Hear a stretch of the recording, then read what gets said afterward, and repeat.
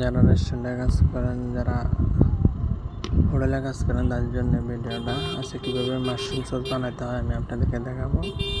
প্রথমে আপনি 150 গ্রাম পেঁয়াজ নিয়ে নেবেন, 10 গ্রাম রসুন নিয়ে নেবেন, টমেটো নিয়ে নেবেন 10 গ্রাম, 5 গ্রাম 5 গ্রাম করে।